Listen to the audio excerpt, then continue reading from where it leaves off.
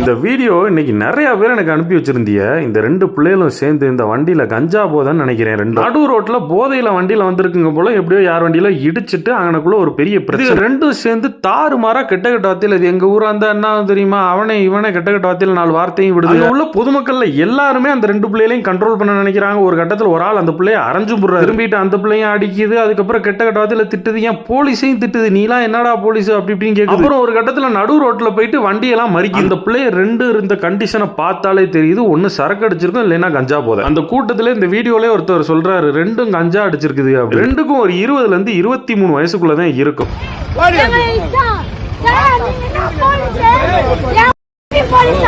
நான் அதை மியூட் பண்ணிட்டேன். ரொம்ப கெட்ட வார்த்தையில நீலாம் என்ன போலீஸ், நீ என்ன போலீஸா அப்படின்னு கேட்க, அவர்னால என்ன பண்றதுன்னு தெரியல அந்த டிராபிக் போலீஸ்னால. இந்த சம்பவம் நடந்தது சென்னை புழல்ன்ற ஏரியால நடந்திருக்கா சொல்றாங்க. அப்படியே புடிச்சிட்டு போய் அந்த புழல் சிறையில அடங்கி எப்படியும் இது ரெண்டையும் கைது பண்ணிடுவாங்க. ஆனா என்னன்னா, இதுங்களோட வாழ்க்கையெல்லாம் எதை நோக்கி பயணமாகுது? இப்படி போதையை போட்டு வந்து இந்த வயசுல இது அப்படி அட்டூழியம் பண்ணுதுலேன்னு இதுல பார்த்து கோவப்படுறதா, இந்த வயசுல இதுகளோட வாழ்க்கை சீரழியுதேன்னு சொல்லிட்டு வருத்தப்படுறதான்னு தெரியல. அது அவ்வளவுதான், டைம் முடிஞ்சது, வா.